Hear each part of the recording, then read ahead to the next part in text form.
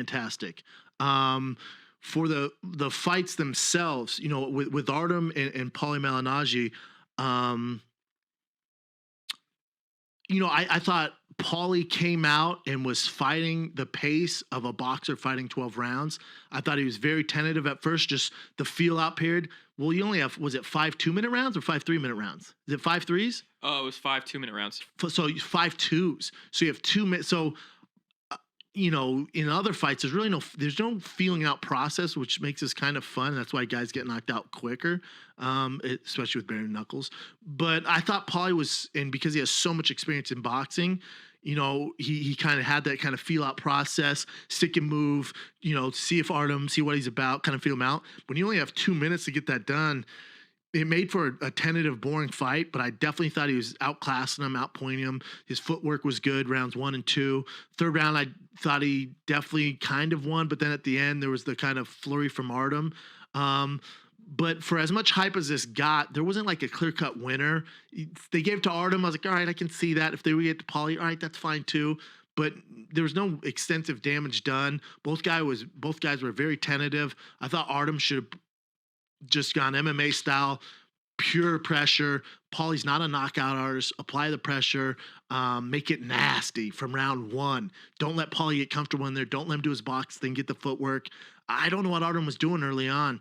And then he started, to kind of get into it. But even then, it was uneventful. That's how I would sum the main event is just like, oh, fuck. Which is probably the worst thing that could happen for bare knuckle, because if there's a clear-cut winner, you can kind of, ride that wave. It'd been more of a talking point on all the shows today, even though we're talking about it. But my takeaway from it was, oh, all right, well, I guess that's over. There wasn't anything crazy that happened. And apparently Paulie got paid. Like I said, I started my morning off by doing the MMA hour with Luke Thomas, and he asked me about it. And he goes, from what I heard, Paulie got paid. Dan, you were in Tampa. You heard the same thing? Paulie got paid? I heard the same thing. I didn't hear a figure, but it was I heard the same thing from like people around his team that it was 7 figures. Definitely worth it then. Yeah. And what was so you were there just doing what? Covering for Showtime's different brands, Showbox, Paulie's Brooklyn to the World, then Nick Turturro's thing, Breaking Bread. Yeah, you guys went all in on it. He's kind of just covering. See, I wasn't all in on it. Yeah. I don't know. I thought for Showtime, I don't know. It's still bare knuckle. The co-main event is a gay porn star. Like, there's a lot. I don't know. Like, if you're a serious fight fan, I kind of took a step back and went, I'm going to watch it, but I'm not going to analyze this and break it down frame for frame like it's fucking Floyd Mayweather versus Conor here, or like fucking a Manny Pacquiao versus Keith Thurman fight. You know what I'm saying? So I took a step back, and just for the record, you guys are like, oh, you're tweeting about it. I don't run the below the belt social media, guys. That's not me. So when you guys tweet at me like, oh, you're not into it, that's not me. I don't run any of that. I don't do any posting for below the belt. I run Brendan Schaub. I run everything Brendan Schaub. Let's make that very clear. So, I'm glad Paulie got paid, really didn't get hurt. I think no one's brand got hurt. I thought, Artem, even competing with a 2-time world champion like Paulie inside bare knuckle, I thought it's a good look for Artem. But the result wasn't ideal for the bare knuckle. Yeah. How was that? Was it sold out? What was the crowd? It was, I mean, yeah, like they had to open up. They got a lot more media than they were expecting. Much more. They had to open up a whole nother section just for media, like upper tier area. Yeah, like, I mean, I think every outlet had a person down there. MMA Junkie, MMA Fighting, The Athletic. More so than the UFC or Bellator. I think it says something if Esther Lynn is down at shooting your event, Esther goes to all the big show box stuff, the UFC fights. But she's an employee of MMA Fighting, correct? Yeah. She's the best photographer in the game. Best in the game. Yeah. And if she's down there, Love her. MMA Fighting is sending them down there. That's saying something.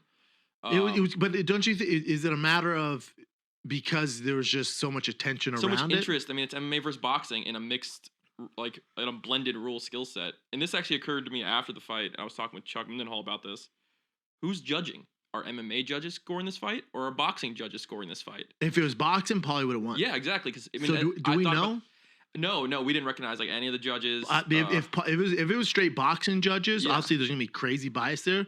But going off a boxing background, Paulie wins 3-2 Yeah, easily. yeah. Off a MMA background, Artem wins. So Artem, it's if, like if you're looking at significant strikes, you're looking at because I mean I think in octagon control, if you're looking at ring MMA, control. like, I don't think defense is scored as much as offense is in MMA. Correct, But sir. like in boxing, it's look at Floyd. Correct. Um, That's why I was like, all right, it could go either way. It could go either way. So it occurred to me kind of during the middle of the fight. I was like, I don't know how to score this. Like I don't know who's winning. And what was the? Did you have good seats? Yeah. I had good seats because we got in like the up close media row, so I was good. And then like Nick was like ringside. Rumble Johnson, Rashad Evans were there. And so, what was the arena like packed? I mean, it was just like a small area. It was like I'd compare it to one of Bellator's smaller shows, like when they go to like Thackerville, Oklahoma, or like Temecula. Gotcha. I compare it to one of those, but like it was a good environment. Lots of Florida folk for sure. Yeah, like Florida folk. Yeah, definitely. I mean, people with 3 eyes, mutants. No, just kidding. Shout out to Florida.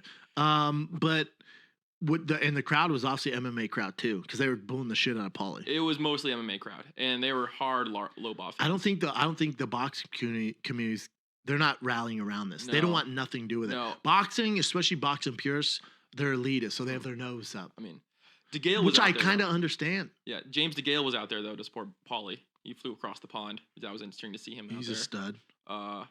Yeah, I think the vibe just from both ends is still kind of like, even the media, everyone's like, this is interesting.